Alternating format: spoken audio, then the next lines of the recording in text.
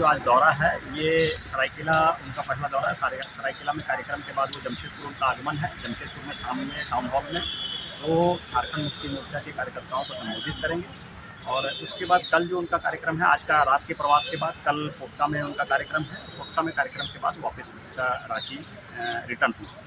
और इसका मुख्य जो कारण है उनके दौरे का कि झारखंड सरकार ने हेमंत सोरेन जी के नेतृत्व में जो आपकी सरकार आपके द्वार कार्यक्रम जो चलाया, इस कार्यक्रम का ये तीसरा चरण है और इसकी शुरुआत हुई है। और पहली दफ़े झारखंड में ऐसा हुआ है कि सरकार प्रत्येक ग्रामीण के घर, प्रत्येक मजदूर के घर जाकर उनके कार्यों को संपादित करती है। साथ ही साथ बहुत ही महत्वाकांक्षी परियोजनाएं सरकार ने चलाई हैं जो कि राज्य के स्तर पर एक बहुत बड़ी परियोजना है। जैसे अभी रिसेंट में अगर आप देखेंगे तो अबुआ आवास का जो योजना चलाया गया, इसका मुख्य कारण ये भी रहा है कि केंद्र सरकार से जो प्रधानमंत्री आवास योजना में जो पैसे झारखंड सरकार को मिलने चाहिए वो नहीं मिल पा रहे हैं, जिस कारण से वो कार्यक्रम नहीं चल पाया और उसका जो लाभ मिलना चाहिए जनता को नहीं मिला, जिसका परिणाम ये है कि हेमंत सोरेन की सरकार ने ये डिसाइड किया कि अबुआ आवास योजना चलाएं। और आज पूरे झारखंड में आप जहाँ भी जाएंगे, ये जो कार्यक्रम सरकार की चल रही है, घर सरकार जो जा रही है, तो अबुआ आवास योजना में इतना ज़्यादा रुझान है ग्रामीणों का, जुड़ी हुई चीज़ों को लेकर वो ग्रामीणों के बीच जा रहे हैं और काफ़ी परियोजनाओं योजनाओं के साथ जा रहे हैं। ये तो बहुत अच्छी है कि हेमंत सोरेन जी बहुत अधिक मीटिंग और ग्रामीण क्षेत्र की और सबसे आपकी द्वारा आपकी सरकार या दूसरे स्टेट की भी सरकार इस चीज़ को अवगत कर रही है। लेकिन वर्तमान समय में अगर देखा जाए मनोज जी, जो रिजल्ट आया है छत्तीसगढ़, आपका मध्य प्रदेश और राजस्थान, जो हिंदी बेल्ट क्षेत्र है जहाँ पर कांग्रेस और बीजेपी पूरी तरह आमने सामने लड़ रही है, तो आने वाले जो 2024 है उसमें क्या असर होगा? इन तीनों राज्यों में आप देखेंगे तो रीजनल पार्टियां नहीं, भारत में जहां भी रीजनल पार्टियां हैं उन सभी जगह पर अगर आप देखेंगे तो रीजनल पार्टियां हमेशा हावी रही हैं आज के दिनों में, खास करके विधानसभा चुनाव में राष्ट्रीय पार्टी के ऊपर। और झारखंड की जहां तक आप बात कर लें तो झारखंड में भी आज झारखंड मुक्ति मोर्चा की सरकार है, कांग्रेस है। जिस तरह से जनता के बीच हो गई है, जिस तरह से ग्रामीण जनताओं के लिए काम किया गया है, तो मुझे नहीं लगता कि इसका कोई प्रभाव झारखंड में पड़ने वाला है। और उससे भी बड़ी चीज़ ये है कि अगर आप आंकड़े को देखेंगे कि ऐसा जहाँ पर कि हम कहते हैं कि कोई पार्टी अगर एक बार चुनाव में आई, जीत कर आई, तो उसका कहीं ना कहीं आने वाले चुनाव पर इफेक्ट पड़ता है, साइड इफेक्ट जो आता है। लेकिन अगर ये देखा गया है कि कोई पार्टी अगर रिपीट करता है, रिपीट अगर जीतती है या कोई प्रत्याशी अगर दोबारा जीतता है, तो उसमें भी सबसे ज़्यादा प्रतिशत रीजनल पार्टी के विधायकों का है कि रीजनल पार्टी सबसे ज़्यादा बार रिपीट करके आई है। रीजनल पार्टी के रीजनल विधायक जो होते हैं वो सबसे ज़्यादा बार रिपीट किए हैं, 2 बार 3 बार लगातार जीते हैं। तो ये इस जैसे हमारे झारखंड का अगर मैं उदाहरण ले लो तो लोकसभा में हमारे विजय हांसदा जी लगातार, जबकि पूरे मोदी लहर की आप बात करते थे, मोदी लहर में भी संसदीय सीट लगातार 2 बार उन्होंने जीता है, 2014 भी उन्होंने जीता है और 2019 भी उन्होंने जीता है। बंगाल में भी ममता बनर्जी इसी को लेके ही चुनाव जीती, यही मुद्दा है जी। तो इसलिए क्या है कि जहाँ भी रीजनल पार्टियां हैं वहाँ पर राष्ट्रीय पार्टियों के लिए आने वाला समय बहुत आसान होने वाला नहीं है।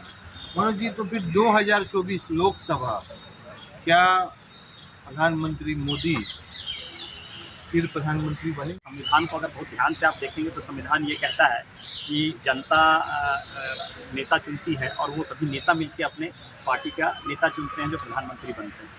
तो इस संवैधानिक व्यवस्था में 2024 एक महत्वपूर्ण समय आ रहा है और इसमें वर्तमान जो परिस्थिति है पूरे देश को अगर आप आधार पर पूरे देश को बांटने का प्रयास वो कर रही हैं और इसी 3 चीज़ को उन्होंने आधार बनाया है।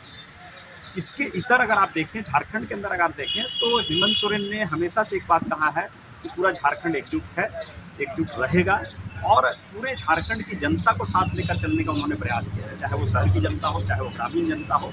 तो हमारा जो मुद्दा है वो ये है कि झारखंड का समग्र विकास कैसे हो सके और इस समग्र विकास के मुद्दे पर जब हम आगे बात करते हैं तो मुझे लगता है कि आज हेमंत सोरेन ने जिस तरह का नेतृत्व दिया है, जिस तरह की सोच दी है, तो मैं दावे के साथ कह सकता हूँ कि लोकसभा में यहाँ पर झारखंड मुक्ति मोर्चा और उसके गठबंधन में जो भी पार्टी आएंगी वो बहुत ही ज़बरदस्त बहुमत के साथ हम चुनाव। चलिए, तो आकलन सही है कि लोकसभा में अभी हम लोग भी चुनाव कर रहे हैं, चुनाव देखे हैं कि क्षेत्रीय पार्टी और झारखंड मुक्ति मोर्चा का जो एक्टिविटी है कंपटीशन देगी। लेकिन हमें सवाल आपको फिर हम लेके जा रहे हैं केंद्र की तरफ क्या हमारे राज्य में, हमारे देश में क्या विपक्ष पूरी तरह खत्म हो जाएगी? इसलिए पूछ रहे हैं कि 6 तारीख की जो मीटिंग होने वाली थी वो फेलियर हो चुका है। नीतीश कुमार जी उसमें जाने वाले थे, वहाँ नहीं गए। तो क्या इस जो परिपेक्ष आ रहा है 2024, क्या विपक्ष उनको, जो केंद्र सरकार है, उनको सही से अपनी बात रख नहीं सक रहा है?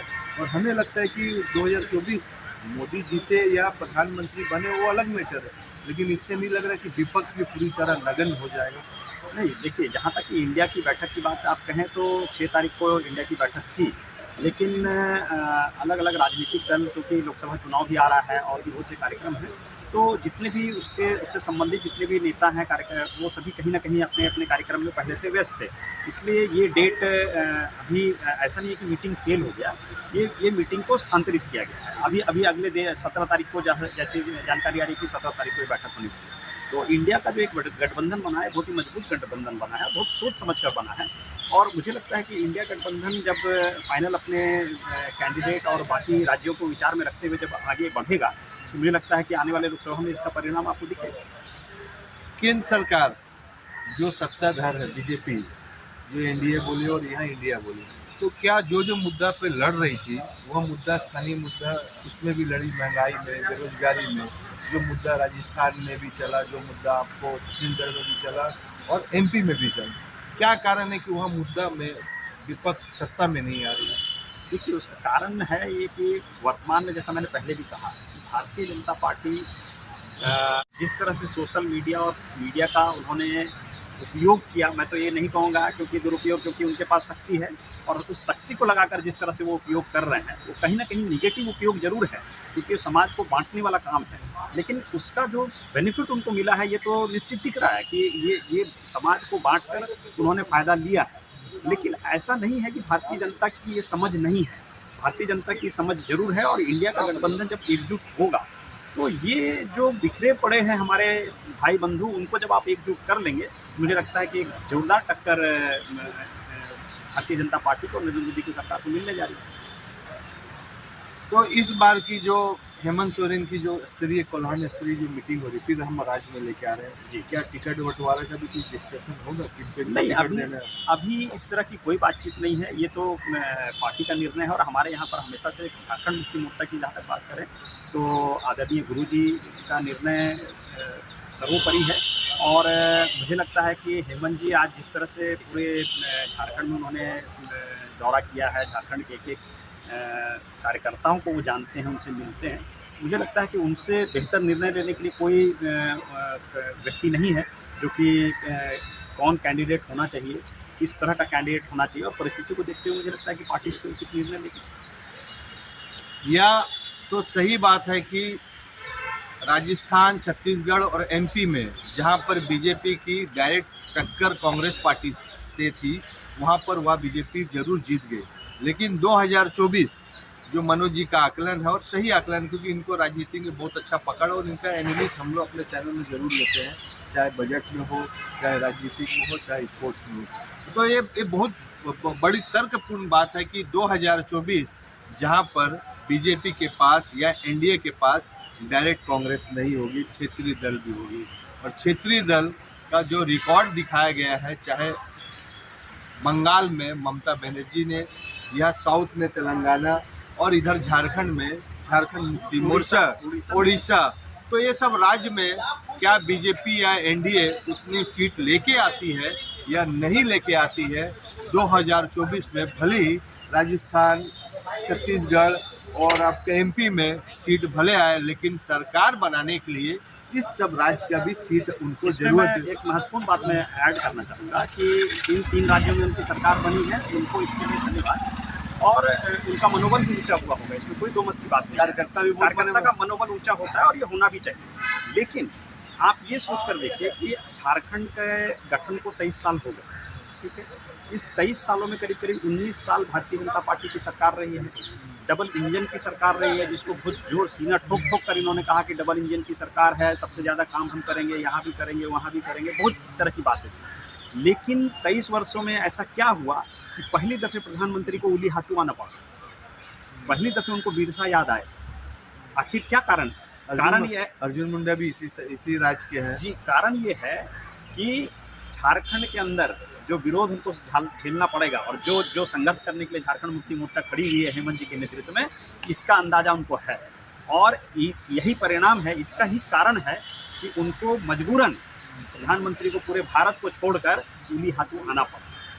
ठीक है, और चाहे वो उली हाथों आए या नहीं आए, झारखंड की जनता पर उनके इस स्टंट का या इस इवेंट का कोई प्रभाव पड़ने नहीं जाता। चलिए, लेकिन बहुत ही मार्केबल बात और तर्कपूर्ण बात कि अगर सरकार स्टेट से नहीं चलता है, सरकार चलती है पूरे राज्य के जितने भी राज्य है उससे चलती है। लोकसभा में या सेमीफाइनल जो हुआ जिसमें एनडीए या बीजेपी जीत गई, वह सेमीफाइनल फाइनल में भी इसी प्रकार अगर छक्का मारे तो हो सकता है कि 2024 में प्रधानमंत्री मोदी जरूर एक बार प्रधानमंत्री बनेंगे। देखिए, जनता का निर्णय तो सर्वोपरि है, उसमें जनता के निर्णय पर हम और आप उसको क्वेश्चन पे नहीं ला सकते, प्रश्न उस पर नहीं उठा सकते। हाँ, ये जरूर है कि हर चुनाव के बाद हर पार्टियां, हर कार्यकर्ता आकलन जरूर करते हैं कि आखिर गलतियां कहाँ से कहाँ हुई, कहाँ सुधार किया जा सकता है, कहाँ पर हम लोग बेहतर कार्य कर सकते हैं, किस तरह से और जनता के बीच हम जा सकते हैं। और मुझे लगता है कि जनता के बीच जहाँ तक जाने की बात है, झारखंड मुक्ति मोर्चा हेमंत जी के नेतृत्व में जिस तरह से जनता के बीच गई है, जितना जनता का कार्य किया है, जितनी योजनाएं लेकर आई हैं, और मुझे लगता है कि 3 बार लगातार गांव-गांव हर घर पे जाना, उनके कार्यों को उनके घर में जाकर संपादित करना, ऐसा शायद ही झारखंड पूरे भारत में कहीं देखने को मिला। चलिए, 2024 जल्दी आने वाला है जी, और उसके बाद इसका रिजल्ट भी पता चलेगा जरूर। लेकिन राज्य और केंद्र सरकार की राजनीति पूरी तरह गर्म हो चुकी है। सभी सरकार, सभी कार्यकर्ता और सभी जितने भी विधायक या सांसद हैं उस मोड में आ चुके हैं कि जो 2024 में कैसे भी करके हमें सत्ता को काबिज करना है, चाहे झारखंड में झारखंड मुक्ति मोर्चा हो और केंद्र में जिनकी सरकार, वह भी जरूर कोशिश करेगी कि हमारी सरकार, हमारी प्रधानमंत्री हो, हमारी मुख्यमंत्री हो, हमारे विधायक हो, हमारे सांसद हो, लेकिन असली फैसला तो जनता ही देगी। एडी लाइव का वीडियो को लाइक कीजिए, चैनल को सब्सक्राइब कीजिए। एडी लाइव की पूरी टीम की ओर से सभी को धन्यवाद। जोहार।